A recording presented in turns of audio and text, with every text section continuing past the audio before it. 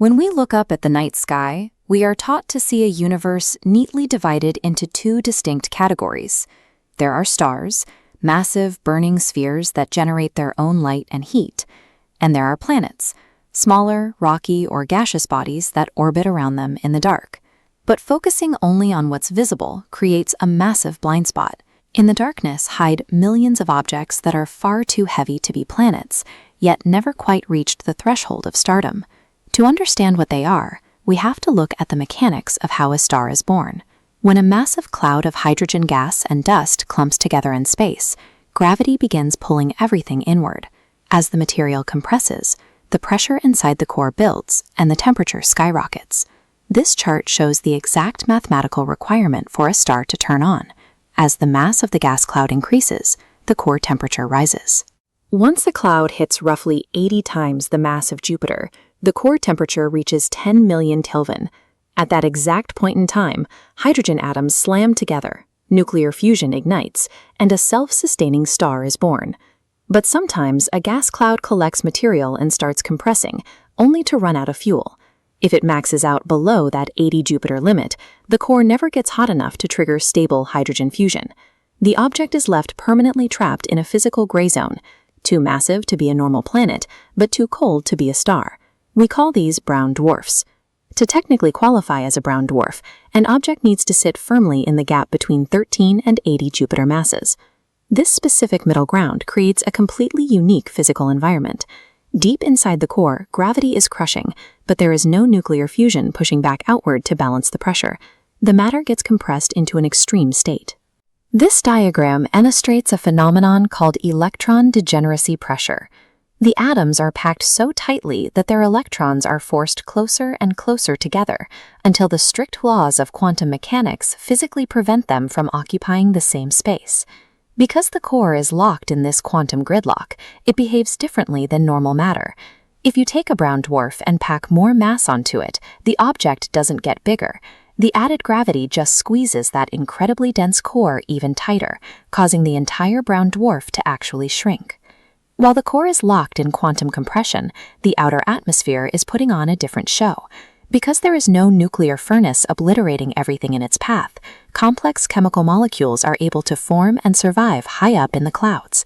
In a class known as L-type brown dwarfs, the surface glows a deep dark red, heated by the leftover energy of the object's initial collapse. The weather here is violently active, with atmospheric wind speeds easily exceeding 1,000 kilometers per hour. And because the temperature is high enough to vaporize metal, but cool enough to let it condense, iron actually cycles through the atmosphere, the way water does on Earth. Deep in these turbulent storms, heavy, molten metallic droplets fall as a continuous rain of liquid iron. On the other end of the spectrum are Y-type brown dwarfs. These are objects that have spent billions of years slowly radiating away their heat. Some are literally room temperature. You could touch their surface without getting burned. A few are even sub-zero, featuring storm clouds made of ordinary water ice. These environments exist strictly because the object missed the threshold for fusion. By avoiding the fiery fate of a star, a brown dwarf is left to function as an incredibly complex alien chemistry lab. Scientists mathematically predicted that these objects should exist back in the 1960s. Yet for 30 straight years, astronomers scanned the skies and found absolutely nothing. The problem was our equipment. Without a fusion reactor at their core, brown dwarfs emit almost zero visible light. They bleed off their energy almost entirely as faint infrared radiation. It wasn't until we launched powerful infrared observatories, most notably the James Webb Space Telescope, that we could finally see them. When Webb pointed these specialized mirrors into the dark gaps between stars, the cosmos lit up.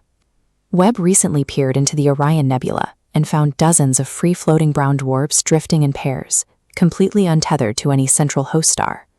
Astronomers call them Jupiter mass binary objects, or jumbos. The sheer volume of these discoveries rewrites our map of the galaxy.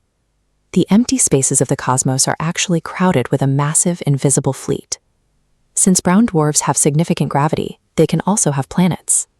Let's imagine standing on the rocky surface of a world orbiting a young brown dwarf. Looking up, you wouldn't see a blinding yellow sun. You'd see a glowing dark magenta orb, casting a permanent dim amber twilight across the entire landscape. There is no true day and no true night. A planet here would have to huddle incredibly close to its host to stay warm, exposing it to extreme tidal forces. But if the orbit and conditions are exactly right, liquid water could theoretically pool on the surface, and wherever we find liquid water, we have to consider the possibility of life. But that twilight won't last forever. Because brown dwarfs don't generate new energy, they spend their entire existence slowly cooling off. Trillions of years from now, after normal stars have burned out, brown dwarfs will eventually freeze into completely dark, silent spheres of compressed matter. Our own sun will eventually expand, shed its outer layers, and die. But these massive, quiet objects will remain fully intact, silently orbiting through the pitch-black remnants of the galaxy.